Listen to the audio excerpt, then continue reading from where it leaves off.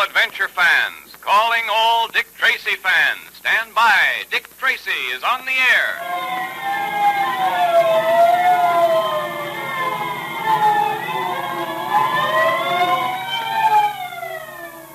The makers of Quaker Puffed Wheat and Quaker Puffed Rice, those two delicious, nourishing cereals that are shot from guns, now bring you another thrilling Dick Tracy detective adventure.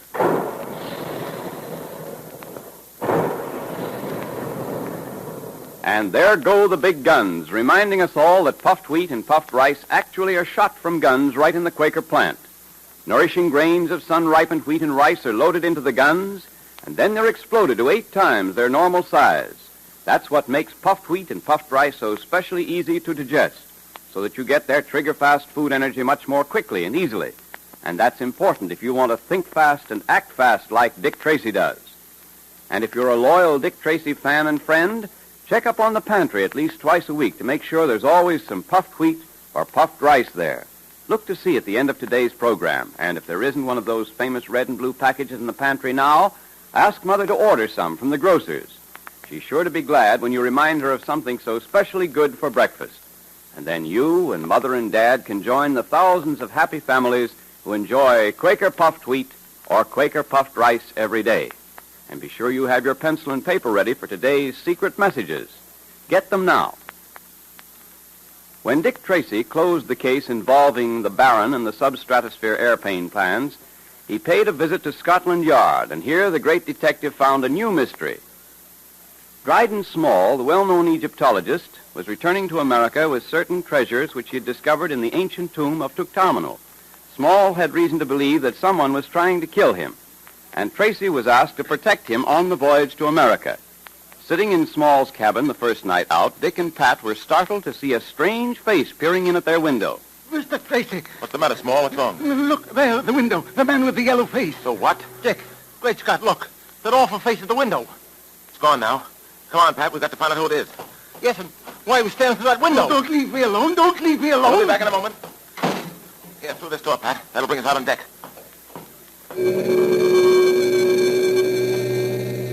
I don't see anyone. No, neither do I. We'd probably waste our time if we tried to find out who it was now. It's got too much of a head start, and it's too dark to recognize anyone. Come on, we might as well get back to the cabin. There are a few questions I want to ask Dryden Small. You know, Dick, there's something about that tomb digger Robert that I don't like. We're here to protect him, not to make a friend of him, Pat. What I want to know is why he was so secretive. He hasn't told us the whole story by any means, Pat. What's your theory, Dick? What do you think he's trying to conceal? Well, I'm not sure.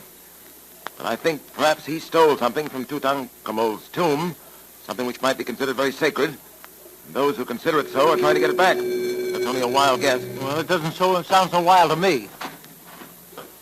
Well, Mr. Small, we couldn't find a trace of your friend with the yellow face. Mr. Tracy, I must say I'm surprised. You promised me protection, and then you run off and leave me alone. Why, I might have been murdered. Oh, nonsense.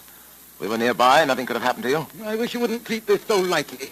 You may not realize it, Mr. Tracy, but I'm in very serious danger. I don't treat any of my obligations lightly, Mr. Small. I tell you, the people who are after me are very clever. Not only that, but they have at their command all the forces of evil and black magic. Oh, so it's black magic now, is Yes, it?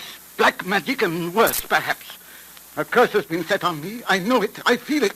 I'll never escape from it. Never. Small, precisely what are you taking back to the States with you? Not a great deal. Some ancient pots and utensils used by the pharaohs, a fragment of the Great Seal, and also the mummy of Tutankhamun's second son. The mummy is stored in the hold of a ship, isn't it? Yes, yes. And what else are you bringing back with you? Nothing but those things I told you about. Are you sure of that? You don't believe me, do you? To put it bluntly and briefly, no. You think I'm holding back something from you, eh? Well, I'm not. I'm not, you hear? I've told you everything. I don't know why they want to get me any more than you do. But I know they're after me, and you've got to help me. I'm not so sure of that. I'm not so sure that I'm not going to rid myself completely of all responsibility in this case. What? What do you mean? I'll take the trouble to explain for the last time. When you go to a detective and ask his protection, you've got to tell that detective just what you're afraid of and what he's got to protect you against. Now, Mr. Small, don't withhold any information from me, because in this case, too, it may mean the difference between life and death. I've told you everything. I swear it. Who is the man in the yellow face? I don't know. I don't know any more about him than you do. From the way you spoke of him, you've seen him before. The man with the yellow face, you said.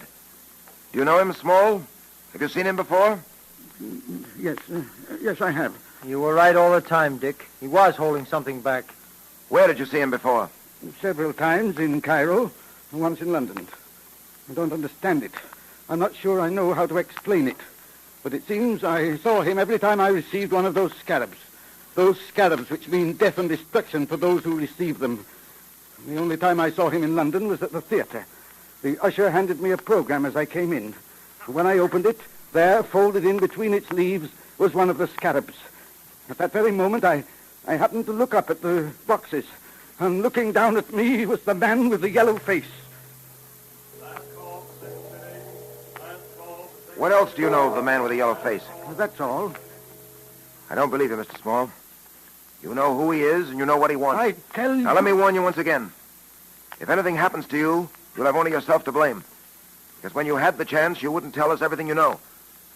And now, shall we go down to dinner?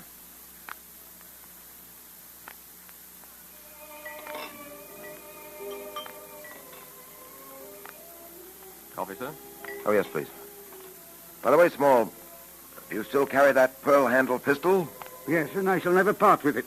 If you ask me, it's much too dainty to be any good. I'm afraid it isn't very much to depend on. This pearl-handled revolver has been with me a long time, Mr. Tracy. I intend to hold on to it.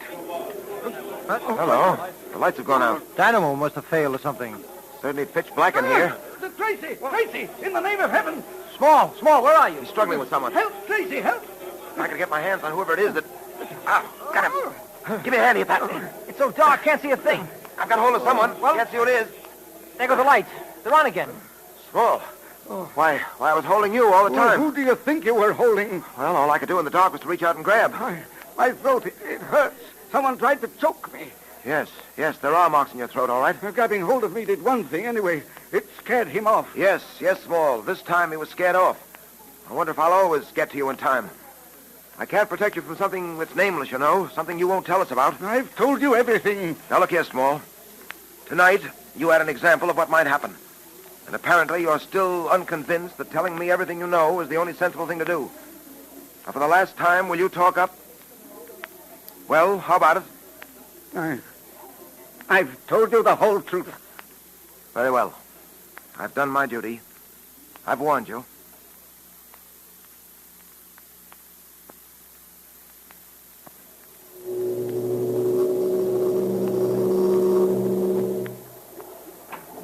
Hiya, Dick. Oh, hello, Pat. Where you been? Walking about on deck? Yeah. Isn't it a beautiful night? Yes, I suppose it is. Hey, met a girl strolling about on deck. Miss Foster, her name is. Oh, boy, what a girl. She's swell platinum hair and... Say, what's the matter with you? Huh? Oh, nothing. You got something on your mind. Yes, Pat. And his name is Dryden Small. Where is our friend Small? Or should I say our small friend? In there. Asleep? Reading in bed, I think. Pat, I'm more than ever convinced that he's keeping something from us. Hey, Dick, maybe the guy's on the level. Maybe we're just imagining things. Maybe someone is trying to get hold of some of the things he took from Tutankhamun's tomb. Small says they're very valuable. They're valuable, all right. And that's one part of his story, I believe. But whatever the man with the yellow face is after, is more than just a few trinkets taken from Tutankhamun's tomb. Well, I wouldn't spend too much time worrying about it. Our job is to see that Dryden Small reaches America safely. Once he puts foot on American soil, our job is done. No, Pat. I'm afraid it isn't as simple as all that. Well, why do you say that, Dick? I've been telling Dryden Small that unless he tells me everything, I'm going to give up all responsibility for his safety. Of course, I'm not going to do that, either while he's on this boat or after he lands. But if he doesn't cooperate, why should you bother with him? I've got to stay with Dryden Small until I'm sure that he's out of harm's way. We've had to protect uncooperative people before.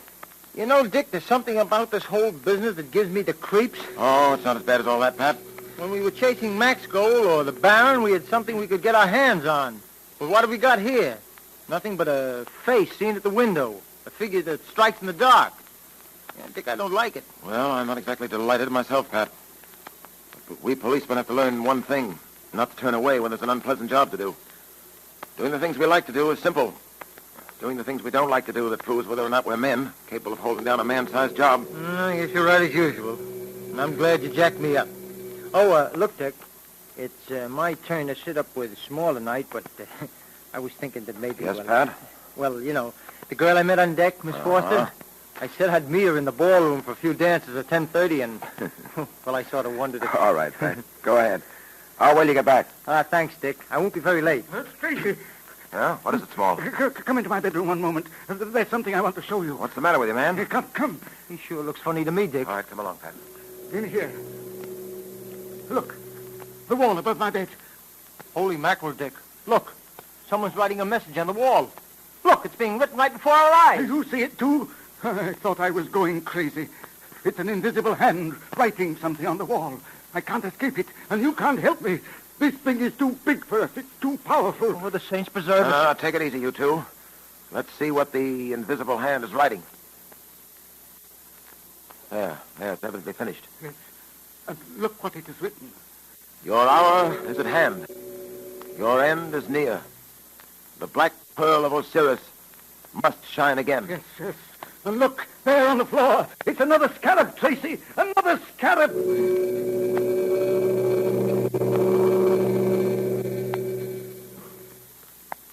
What is the meaning of the strange message on the wall? And how is it written? It's a puzzler, all right.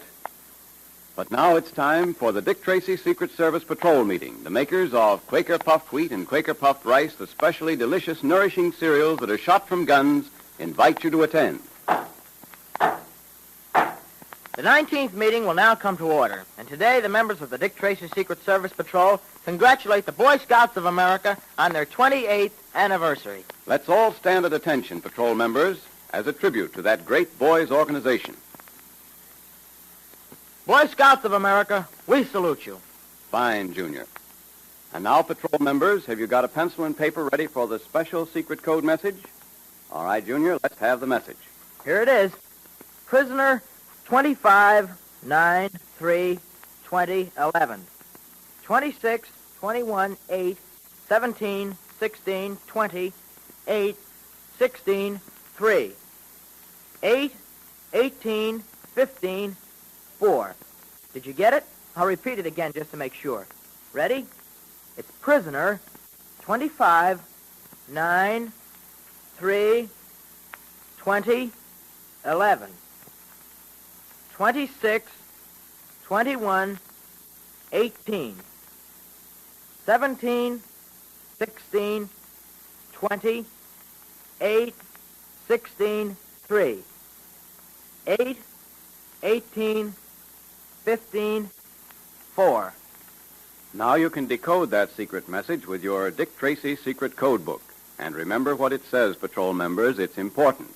You know, Dick Tracy wants you to be as good as he is at decoding messages, so we're sending you a secret message every day this week. Be sure you have your code book, a pencil, and some paper handy every day when you tune in on Dick Tracy. And listen, if you don't have a code book, join the Dick Tracy Secret Service Patrol now, so you won't miss all the swell secret detective activities and good times. Now, here's all you do to get your secret code book, your patrol pledge, and special badge. Just tear the tops off 2 packages of Quaker Puffed Wheat or Quaker Puffed Rice, or one of each. Be sure it's the top panel that says, 3 wrappings guard its crispness. Then mail the 2 box tops with your name and address to Dick Tracy, Box L, Chicago. And you have the time of your life in the Dick Tracy Secret Service Patrol. So ask Mother to get you some Quaker Puffed Wheat or Quaker Puffed Rice at the grocer's. Remember, they're the 2 delicious, nourishing cereals that are shot from guns to give you trigger-fast food energy.